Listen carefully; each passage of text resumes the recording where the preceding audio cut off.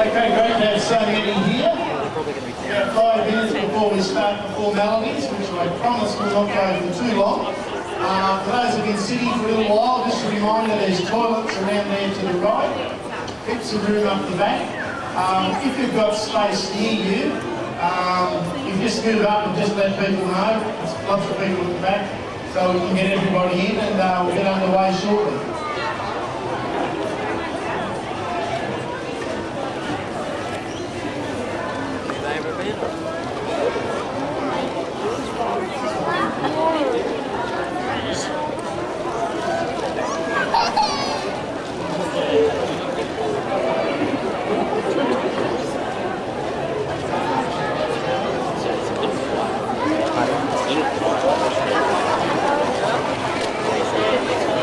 I'm expecting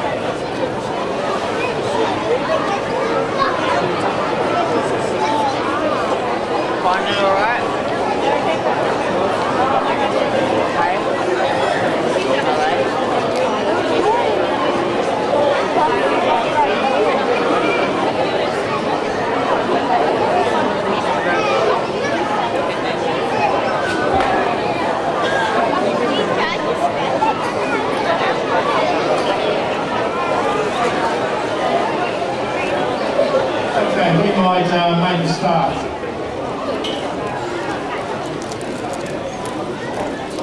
Conscious of the fact that you haven't come to the formalities, so we'll try and work through them fairly quickly. First of all, just a big welcome.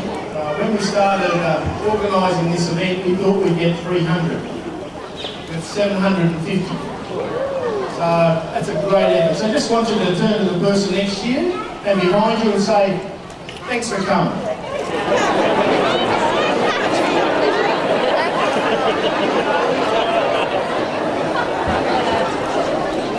Great. We've been able to put this day on thanks to the people who supported this to make it affordable for families. We do corporate lunches and golf days and all those sort of things, but we're really conscious that the real work of Mates in Construction happens on sites, happens in families. And these are the people who don't normally go to the corporate days. Some of your bosses go to the corporate days. We want a day to say thank you to you. I really don't want my piece of paper to blow away and go over the back. So the event sponsors today, big thank you to Bert. Bert have been our founding partner, we don't exist without them, and they were the first people who said, yeah, we'll put money behind this.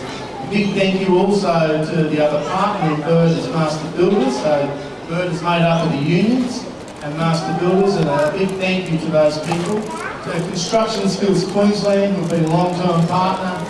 To Fulton Hogan and Bunnings Trade. I don't know what you do on Sunday morning, but I normally go to Bunnings for a sausage. And so we've upgraded the sausage deal, and Bunnings have sponsored our breakfast this morning. Also, we have silver sponsors in QBCC, BusQ, long-time supporter, Hutchies, and bronze supporters in the NFIA, once again, long-time supporters, Nexus, the Plumbers Union, Goldings, Bigger Training, and Prime. So lots of companies got behind this, that's a fabulous thing. Our program will be really short this morning. There's a few people who need to say a few words. Wally Trahan, who's been the chair of our board and one of the real founders of MIC, will say a few words. Wally's a little bit nervous. He says he's never spoken to a whole lot of children. I said, oh, it's easy, they give you immediate feedback. Justin Gaines is going to sing a song for us. We'll have Stephen Miles and Stanley. Welcome, Stephen, Minister of Health. Great to have you here. And a big thank you to the Queensland Government for their constant encouragement and support. It's fabulous. We have John Criddle here, who is really nervous about speaking in front of children. He's the chair of BERT. And then we'll finish with Jordan. There'll be a video clip. We want to try and get a group shot. And then there'll be a Tiger Island presentation.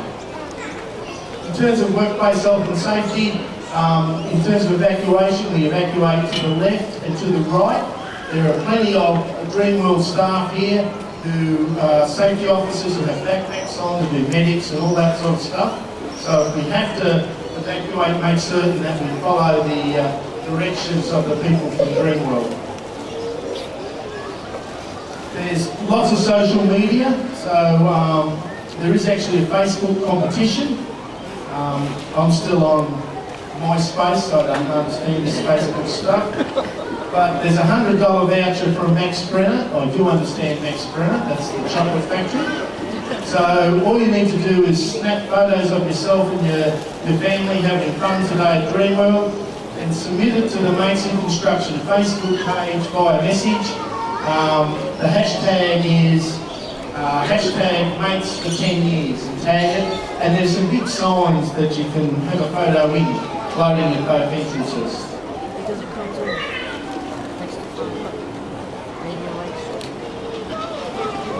There's also the opportunity, thanks to Dreamworld, to upgrade your tickets. If you want to upgrade your season's pass, they've given us a great discount to do that.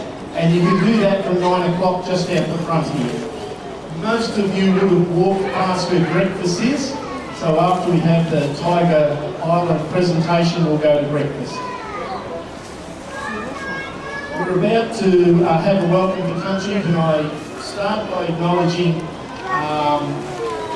just the grief that this park has experienced in the last period of time, and just to say that one of the things we do at Mates in Construction, we encourage you to do, is to stand in solidarity with people who are grieving, not just the families, but also the distress of the staff.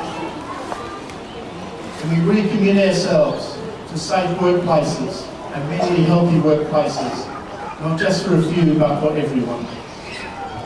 Can we please welcome Stacey, isn't it? Stacey, who's going to do the welcome to country.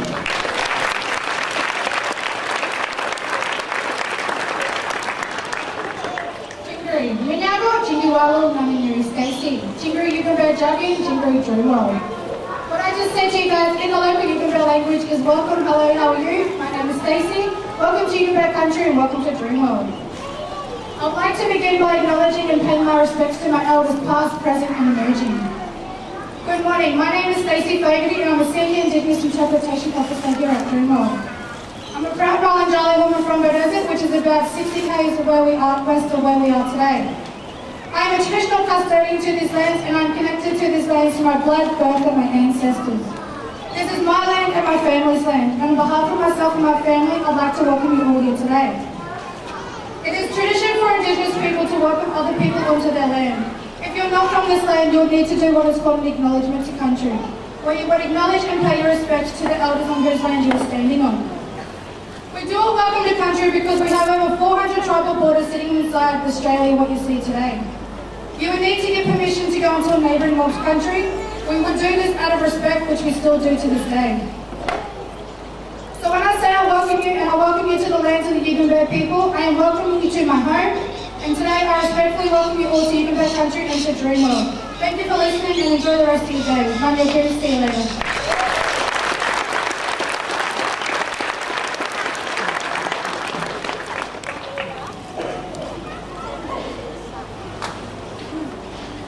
Right, I now call on Mr. Wallace Trahere, Chair of the Mates Board and certainly one of the initiators of this whole program. Please make him welcome.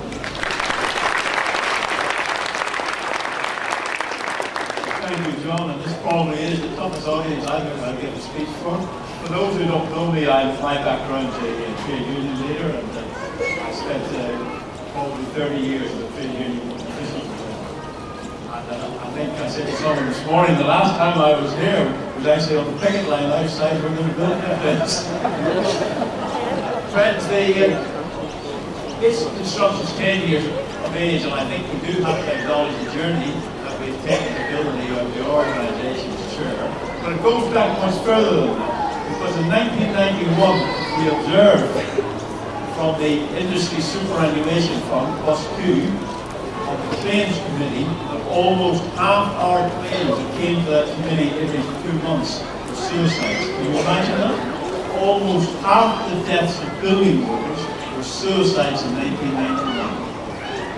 Now, that certainly didn't exactly engage us into super fast actions, because it was something like 2001 when the CFMEU at the time made submission to the Whole Royal Commission, and we raised the question that suicides were extremely high in the industry and that employers should be more caring how they looked after workers at the time. At that meeting there was a chap called Peter Hennigan, who was then a Deputy Director General of the Queensland Government, and he had listened to my submission. In the lunch break he said, I've got $18,000. Not very much money. $18,000 spare of my budget to be spent by the 30th of June, in a few weeks' time. And I'm prepared to put that up if you can gather up some more funds to get some research done on this. So all the unions threw in five grand each, so did the employers, and we raised about $80,000 and initiated some research by the Griffith University Research Unit into suicide. And hence 6 years later we had a report that gave us the evidence to say that we've had a serious problem. But by the end of that 6 years, everybody had dry pockets and weren't doing any other funding except the redundancy fund version. And the BERT fund was having a meeting, and they decided that they were going to either give this game away if you didn't know what to do. The people who did the research said, oh, you're going to have to do more research to tell you what to do. We decided, well, that just wasn't good enough. So, like a lot of good ideas, if you can write it in the back of a beer vat, there's a good chance it will work. And we just had quite simply a simple idea. We would use the standard communication structure that operated in the building industry, and we would go out and build capacity. We would talk about suicide. In those days, the newspapers didn't even report suicide. So we started to talk about it. We put an advert in the paper. We hired Jorg and Gulstrup. We had a lot of good luck on the way. We got Johnny, and we got a lot of fantastic staff. We got people like Professor Graham Mark, who's a leading expert, come on our board. And hence, the Bird Board set up this organisation. We were originally called Oshelp Queensland, and they put up $500,000 for 3 years. They took the chance to put in $500,000 over 3 years to set an organisation. The rest, my friends, really history. You can see how it's grown. The other thing I want to thank my own homes for is we had the foresight about 2011 to say we need to take this federally if we're ever going to achieve any funds, and we directed our CEO, Jorgen Gulstrup, to put 100% of his time onto that important work of building a national organisation. Now we operate in Western Australia, South Australia, New South Wales and Northern Territory. And we operate saving heads and saving lives. And I think, friends, it's the work of people in this gathering that have made the difference. And I'm sure there's people here today that probably may not be with us up for the work in this construction.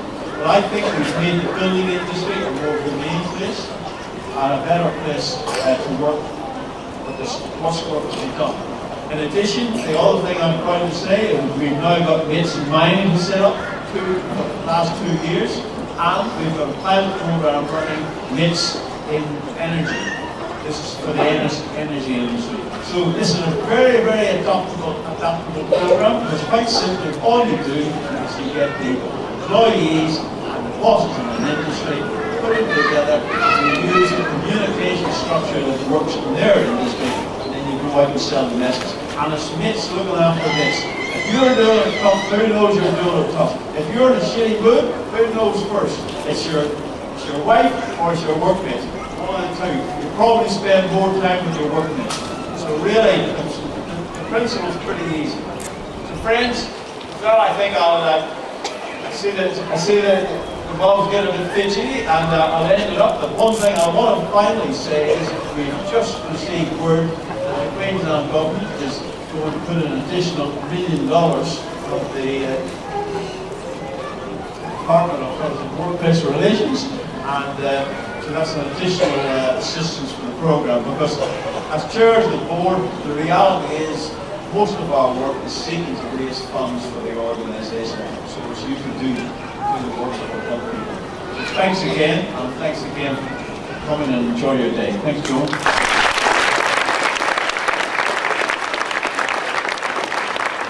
Thanks, Wally. You did well. No children walked out.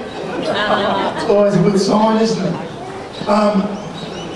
One of the great things about working at Mates in Construction is the awesome people we get to work with. We have an amazing staff and amazing people who are out on sites and doing the backroom stuff. One of them is Justin Gaines.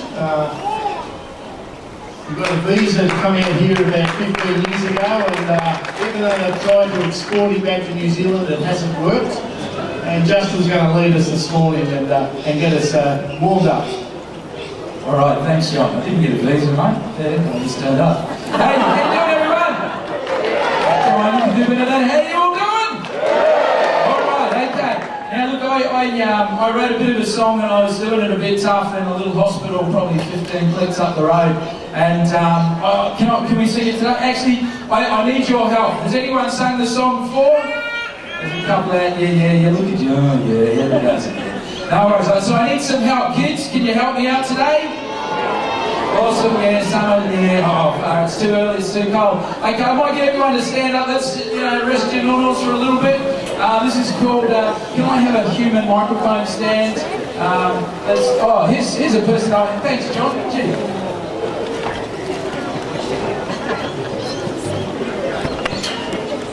Yeah, just up for now. Thanks, mate. Okay, so this is a song I wrote just to remind philosophy of mates and constructions about mates looking after mates.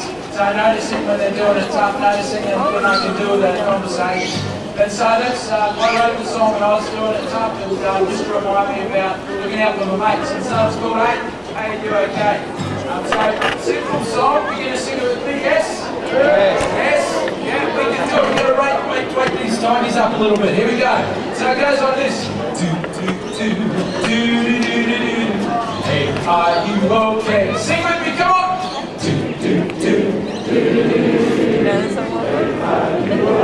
And I heard you on picket lines, so I know you can do better than that. Come on! 1, 2, or 1, 2, 3, 4. Hey, are you okay? Sing with me, come on! Hey, are you okay? Yeah, good! I got the black dog nipping at my heels. I know how it feels to be down in the jungle of life. But you know that it's never too late to ask a good mate. Hey, how are you today, my friend? Everybody, come on! Hey, are you okay? You guys are amazing! Yes! Hey, are you okay? Well, the weatherman said there were black clouds ahead. You better batten down those hatches and pray. But you know it won't last. The weather will pass and leave you with a brighter day. Everybody, come on! Hey, are you okay? Come on! Hey, are you okay? Got bills overdue, what are you gonna do? I said, hey, are you okay? Got done by your gal and you ain't doing well. I said, hey, are you okay? Got problems at work and your boss is a jerk. I said, hey, are you okay? Got holes in your shoes and you're living those blues. I said, hey, are you okay? Everybody singing, come on. Hey, are you okay? Come on. Keep it going. Hey, are you okay? Keep going, come on! Hey, are you okay? Big finish, here we go! Hey, are you okay? Give yourselves a hand for that.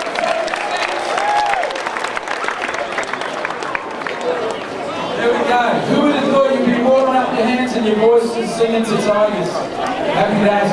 That is fantastic. I would love to welcome to the lectern the Minister of Health, Stephen Miles. Welcome. Good morning, everyone. I too would like to acknowledge the traditional owners of the land we're gathered on today, and thank you, Stacey, for that wonderful welcome to country. It's so great to be here with you today as Queensland's Health Minister. The Queensland Government has set 3 priorities in the health portfolio. One is helping more Queenslanders achieve a healthy weight. One is making sure more of our children are fully vaccinated. And the third is trying to do something about the suicide rate in Queensland. It is just too high and it is a daily tragedy. And as a government, there's so much we can do. We can invest in mental health services in particular, but really this task is going to fall to the community. We all need to do something, and that's what's so great about Mates in Construction. It is people like you coming together to look after themselves, their workmates, their family, their friends and their neighbours, and that's why the Queensland Government is so pleased to support Mates in Construction with that funding, and why I'm so glad to be here with my family today to have a great day with all of you, so I hope you really enjoy it.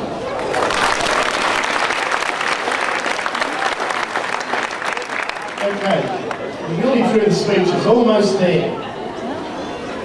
We welcome John Friedel, who is the chair of BIRD, and has been tied up mates in construction for a long time, just to say a few words on behalf of Bert. Good morning, everyone. The Bert Redundancy Fund was set up over 20 years ago, and it's to pay for building workers when they're out in between jobs. The fund at the moment is paying out nearly $1 million a week to building workers' families because of the nature of the cyclical side of the industry. So we know the industry at the moment is going through a tough time. Last week we paid out over $2 million in 1 week to families struggling for having their building worker members out of work. Bert has also been a long-time supporter, the original owner, in fact, of Mates in Construction, and we are just so proud to be here today sponsoring again the Mates in Construction organisation. Today is really about the connectors. Today is about you people on the ground that are talking to building workers every day. You are the ones that keep this whole dream of ours alive. We had a recent research report come back to us where a guy said, when I saw the connector sticker on the bloke's helmet, I knew it was somebody I could trust and somebody who cared about me. And I can tell you, when we're reading these research reports and we're way away from the action, when we read that report, a quote from one of the building workers, the connector sticker, meant that he was somebody that you could go and talk to, that someone you could trust, then we know that this organisation is in great hands. Thank you so much for the work that you do. It's a privilege for Bert to be a sponsor and to continue to look after mates and for you to look after us. Thank you very much.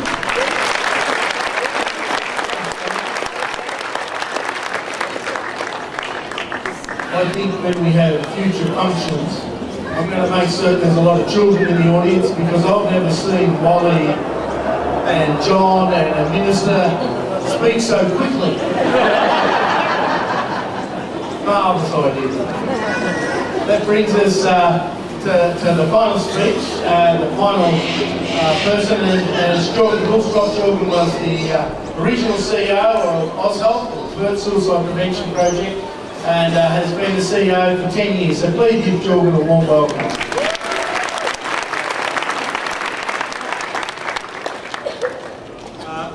Thank you so much, and I will try to do it shortly as well. First and foremost, I want to thank the sponsors and the supporters of today. Our main sponsor, Bird, our head sponsor, Construction Skills Queensland, the bag sponsor, Master Builder Association, funding to make sure we get fed, the Food and Hotel, we have sponsor the armbands to give us discount in the market throughout the day.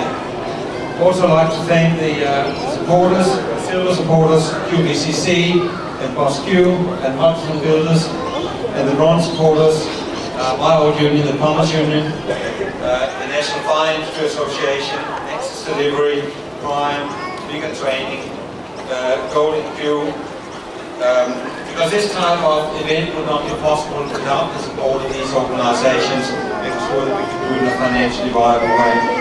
But absolutely, most importantly, I want to thank all of you and every one of you for being here.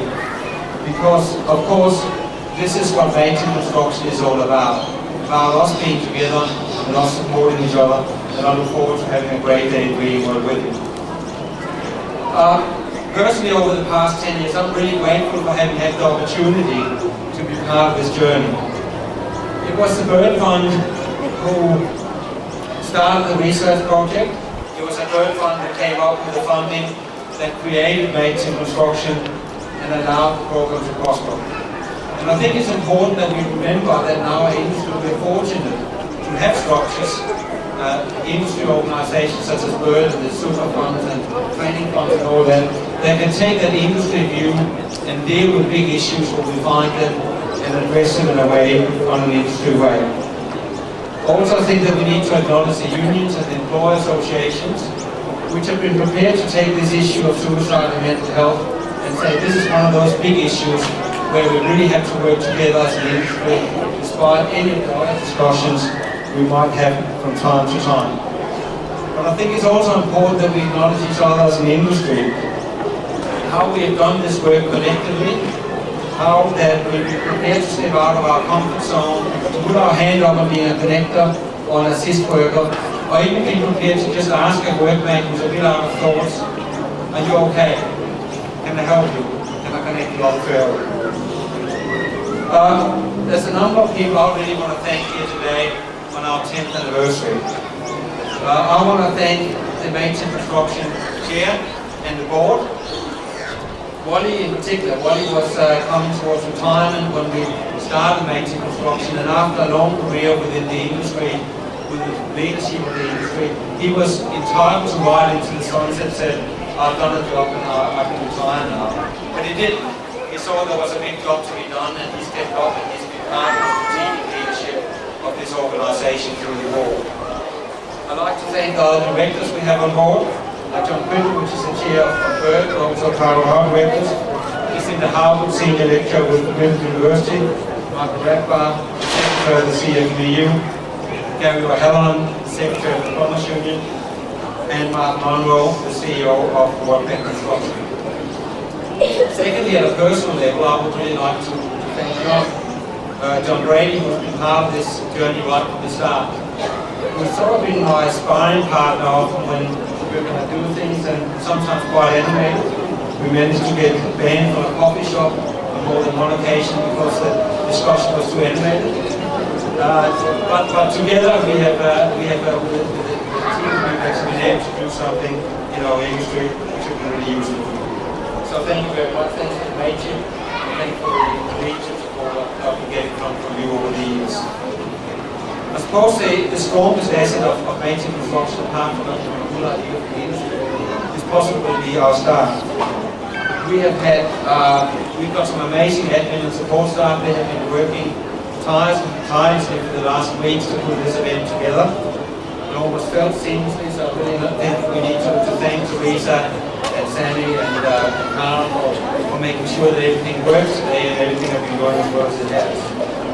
But I think we need to thank all our staff, our case managers who are prepared to go out and sit with people and really do the work and just be next to someone when they're struggling and trying to help provide solutions to whatever the problem is that they're going through at any one time. And our field officers who spend day in and day out with our sites, supporting us as connectors and assist workers and setting the program up and making it easy.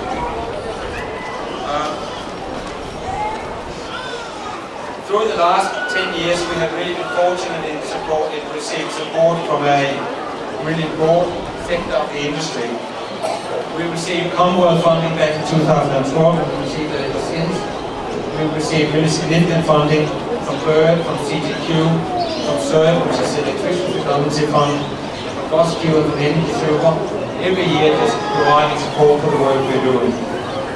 We've also received fantastic support from the Kelsey government, providing substantial funding for us to expand the program to the last 8 months. Even before, right back in the Bly government, as the first significant funder outside the BERT fund to support the program. All been part of making the program what it is today. So collectively over the last 10 years we have made this. Over the last 10 years, a conservative estimate is that possibly what we have done together as an industry is save 40 lives or so. That's based on the most conservative research we have. That's of course not enough. If anyone had lost to suicide, we know that any suicide is too many. And it doesn't mean our work is finished, it means that we have to continue to work. But the work has been noticed, as Wally suggested. It's been taken on our stage, and over the past years we've been able to expand the program to New South Wales, to South Australia, to Western Australia, and in the coming month to Northern Territory as well. And other industries that look to what we've been doing say, hang on, there must be something in what the construction industry is doing, and how can we do something the same? And I'm really pleased that we have Andy McMahon from Maintain Mining here today, and then we have representatives of the Maintain Energy part of the program as well. There's of course one area where we really need to do more work, and that is amongst our young workers. It was one of the things that was highlighted in the original OSRP report, that our young workers were the workers at higher risk, and unfortunately today still you see the age profile of suicide in our industry is younger than it is amongst other men in Australia. And therefore, that's probably the work we really need to look at over the next 12 months. And I'm pleased to let you know that the Construction Skills Queensland have provided quite significant funding in terms of expanding that work and make sure that we can do a program to target our young workers over the next 12 months. So, once again, I want to thank you all for being here. I want to thank you all for being part of Action Construction. I want to thank you for making a difference in your workplace. Thank you very much. Have a great day.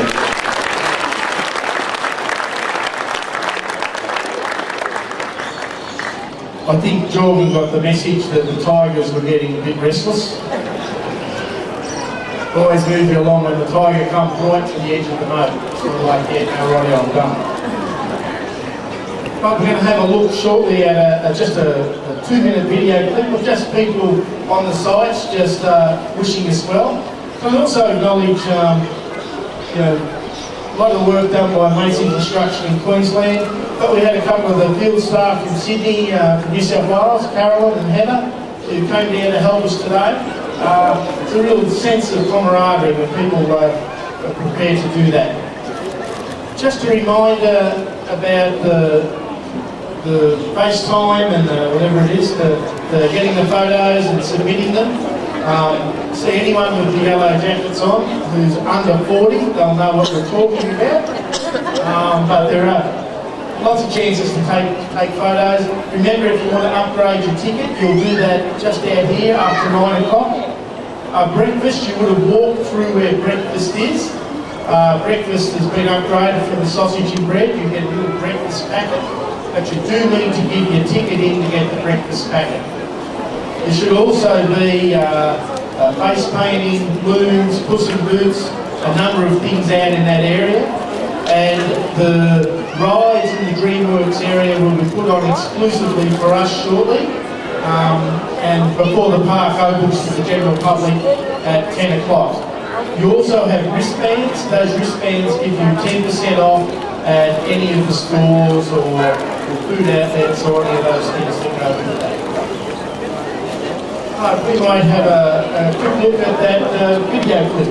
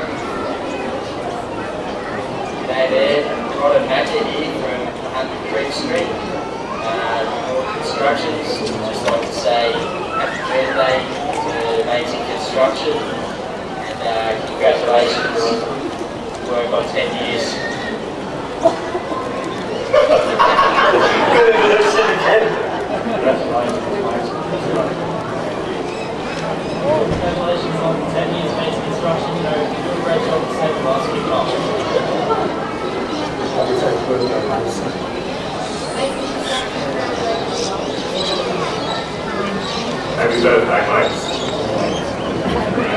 Congratulations on us on Mason Construction turning 10 and for all the good work they did in the buildings. Congratulations, Mason Construction is 10 years old. There you go. They're coming for their 10th year. Congratulations, Mason Construction, 10-year anniversary. I love your work. I just want to say congratulations to Mason Construction for 10 years in the game. Hopefully it's 10 years of work, guys, and all the work.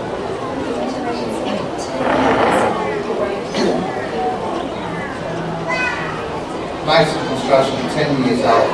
Can't wait for another 10 years. Congratulations, guys. Keep the good work up. Congratulations, Mason Construction, for your 10-year anniversary.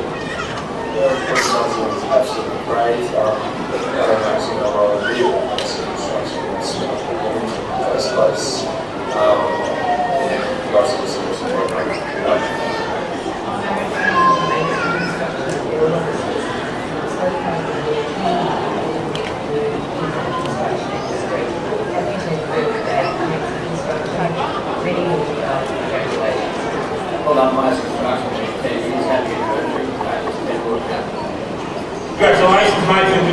your 10-year anniversary. Keep up the good work. Every construction worker needs a mate.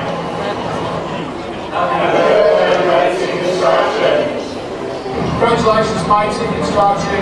Really powerful work, worthwhile, keep it going. Yeah, mate. Yeah. That's a construction.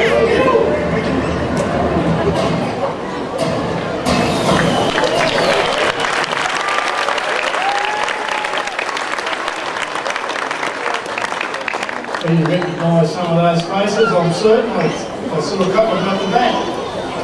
We're almost done. We're going to get a group shot. Tiger handlers took a couple, but we'll just take one. This tiny little thing up here is a 360-degree camera.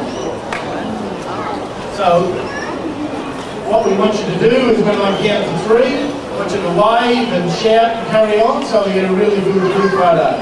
Okay, 1, 2, 3. Okay, let's try that again with some energy.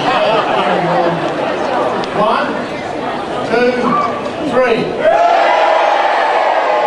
Yeah, much better, much better.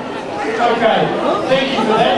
We're now going to hand over to the handlers from Tiger Island, who are going to give you an exclusive view of the Tiger Island and the tigers that are here. So thank you all for being here. I hope I see you all around the park and you have a fantastic family day.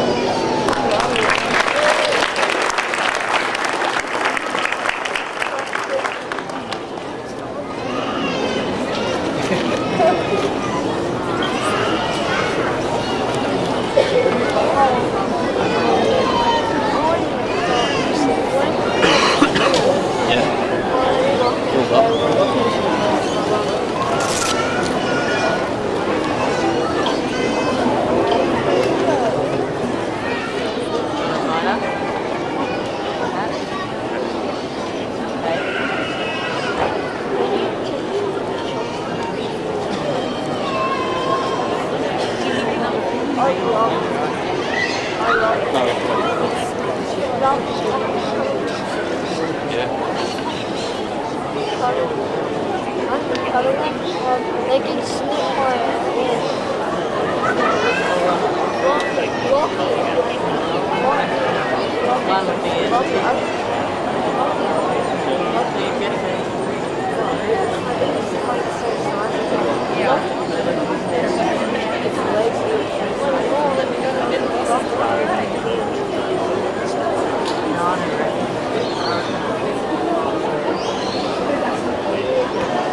Of course, in the absence of handlers, Jordan, the CEO, will step up and do the work behind us.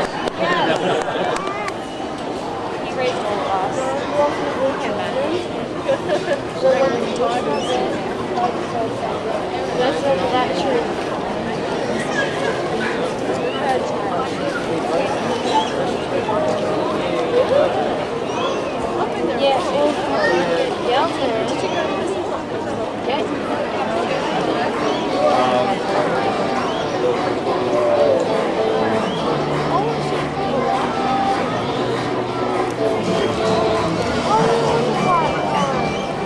Tiger Island is a complete animal care facility that provides our tigers with the care they need to live a long and healthy life.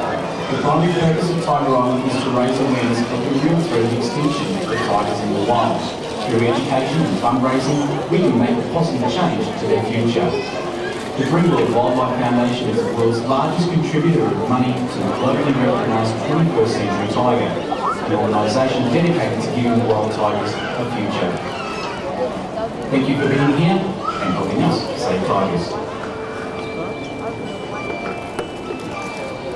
Well, good morning everybody and welcome along to Tiger Island. My name's Peter.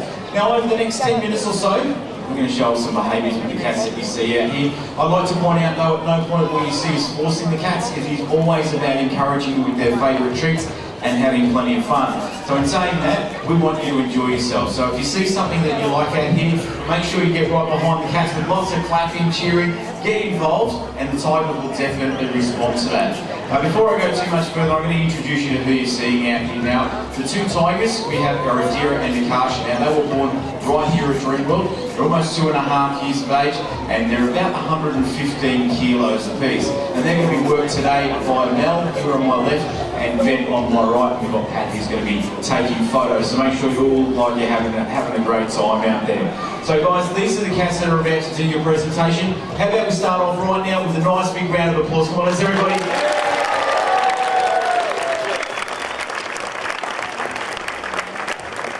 I wish you guys could come to every one of my shows because that's one of the best responses I've had. So let's keep that motivation going. We're going to be starting off with some milk out here. It is just a normal full cream dairy milk.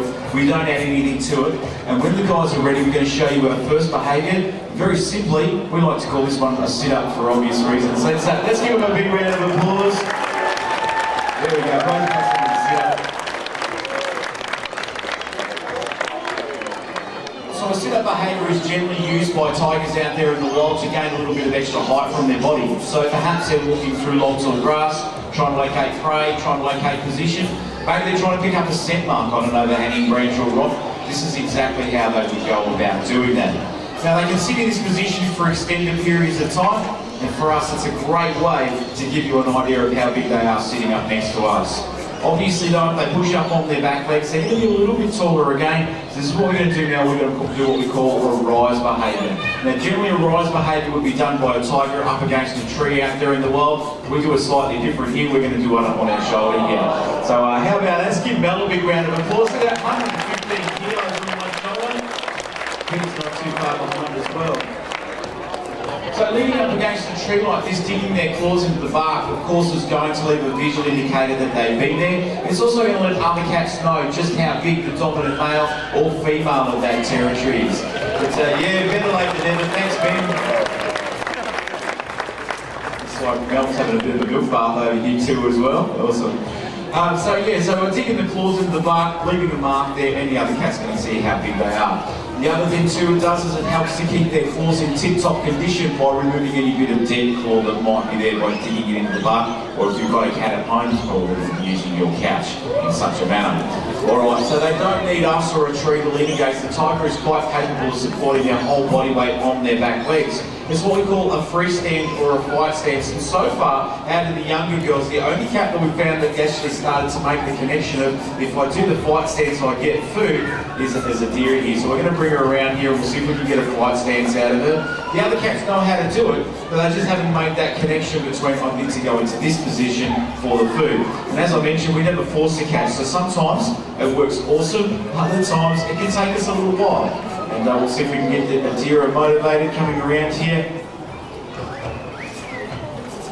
Alright, now you'll notice that she uses her tail here to give her that little bit of extra balance. There she goes. How about that? Incredible, eh? Absolutely amazes me when I see this, and what it does is it frees up the top paws, so when fighting with an opponent they're going to be striking out of the face area. That is the reason why they have the collar or ruff around their face. It is there and is designed to absorb blows. Now this technique is used to get their opponent on the ground. They'll then dive on top, grab a hold with their claws and use their teeth to good effect to finish the job. So in my hand I've got a plastic replica. What the guys will do is bring you down the front here and give you a good look at the real deal. Now this enables us to be able to have a look inside the tiger's mouth to make sure that everything's going okay in there, but it also gives us the chance to show you their teeth. So what you're seeing is the smallest part of the tooth. The thickest and strongest part of the tooth buried deep in their skull, and this gives them lots and lots of extra strength, and is one of the contributing factors that enable tigers to be able to bring down prey up to 5 times their own body size. Things like baby elephant, baby rhino, particularly the large deer species, things like sumper and chintail deer, and these guys will even kill gaur, which are pretty decent sized animals, about the size of water buffalo sort of characters. But guys, that does bring us to the end of the milk behaviours. How about another big round of applause as we finish that all up there.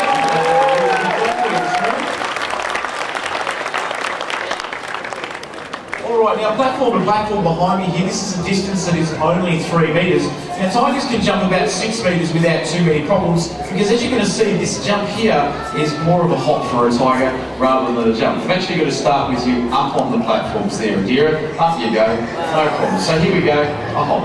Let's give her a round of applause. I know it's a very simple jump, but it's a great demonstration because top speed for a tiger is about 55, 60 kilometres an hour, and they'll reach that in around about 3 seconds. So you can imagine that extra momentum combined with the 115 kilo body weight, okay, is going to be able to take them a whole lot further. Also assisted by the tail. You can see it flicking up over her back, giving her extra forward momentum. But we're going to bring it down here, all the way right round, and we're going to see if we can get a jump off the ground today. Oh, very lazy jump. Let's give her another round of applause. I think she's done an excellent job there. Cash is also going to do a couple of jumps for you, a little bit more motivated. She'll jump a few times, and then Mel's going to see if we can get her to jump off the ground as well. The little jump off the ground that we do is just a bit of fun for us, and really that's where all the behaviour started from, seeing what we can get the tigers to do. Again, all natural behaviours, things that they would do every single day out there in the wild. All we simply try and do is use food and excite them to get that behaviour from them, and as you can see, they're having a great time. So here we go, take two of the jump off the ground. It's supposed to be a serious show, guys. No one's allowed to have fun, right? Go on, have a laugh. Go on.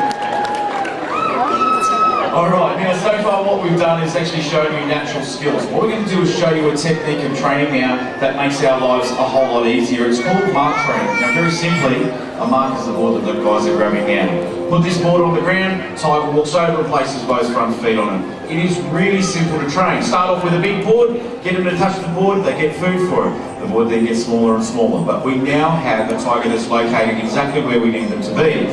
So if we need to take a temperature or give them their uni vaccinations, bring a vet in nice and close to have a look at any injuries or problems that we can do, you can see no stress to the animal and certainly no stress to our vet staff. Very, very handy for their health. Now the other thing that you're seeing here is tigers moving from one location to another, which means if you want to get involved in the media, you want to make a movie, commercial, documentary, something along those lines, get the tiger to move from one place to another, use 1, 2, 3, 4 markers, they'll go wherever you need them to go. Now we enjoy being involved in the media work because it has an income. Not an income for us, not an income for Dreamworld, an income for these guys on the back wall behind us here, because these guys are in the front line at helping to save the tiger. At the turn of last century, there was over 100,000 tigers roaming through the wilds of Asia. Today, we estimate around maybe 3,000 to 3,500 tigers. Within the next 10 to 15 years, if current trends continue, we will see the end of the tiger in the wild, and that for us would be an extremely sad day. So these guys go out in the wild each and every week looking for any evidence of any illegal poaching that might be going on, poaching for their body parts, as well as poaching for their prey.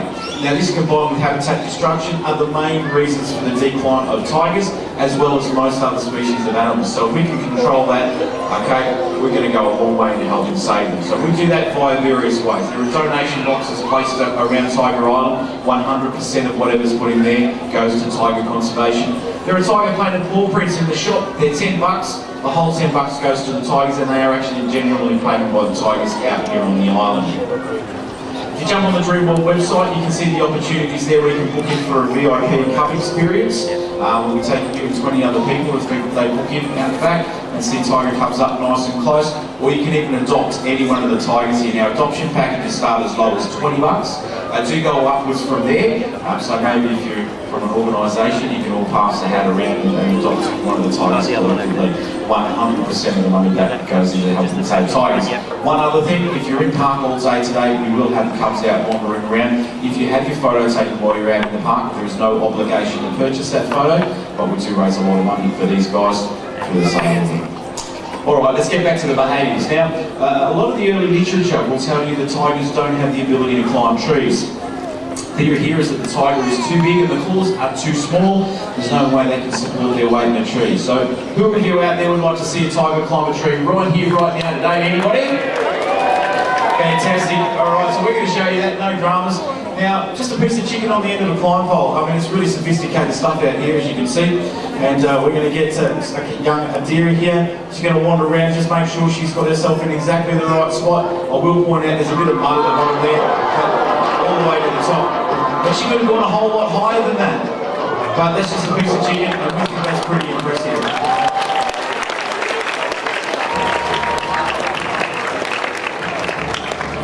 Now have a look at the strength. of holding her whole body weight up there, and now she's coming back down under complete control. So it's not a fluke, it's not just running up a tree, that is a controlled climb that you're seeing right there. And she's almost back to the ground. There we go. Let's give her another big round of applause.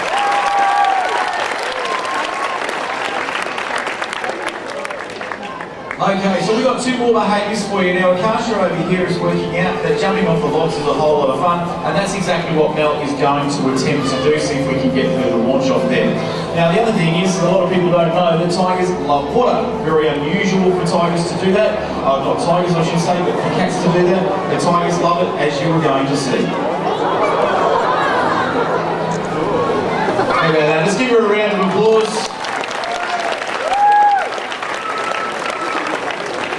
I think you understand now why we've got that nice big glass side on the pool there, so everybody can see what's going on. For many years we didn't have that, and we knew what was going on under there, but we wanted you all to see that as well. Alright, so you can see Mel has got Akasha laying down, okay? What this does is it allows us to get into exactly the right position and builds up a little bit of anticipation. So when you're ready, Mel, let's see if we can get Akasha into the air. Oh, how about that? Kind of makes you feel a little sorry for any low flying birds. Alright, now just like our jumps before, this one doesn't always work, but it is a whole lot of fun when it does. Ben is going to attempt to get a combination jump into the water. Here we go. Here comes Akasha. Oh, how about that? That's not too bad. A little hop into the pool there. So guys, that does bring us to the end of our presentation. Now guys, I'd just like to remind you of the donation boxes. Any little bit helps, guys. It doesn't have to be a huge amount. But we do have one more final message for you. On the big screen.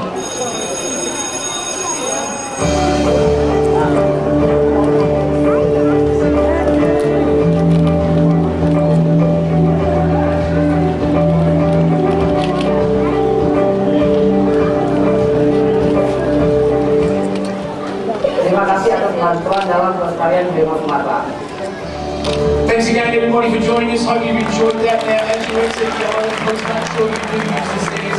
Thank you and enjoy the rest of the day.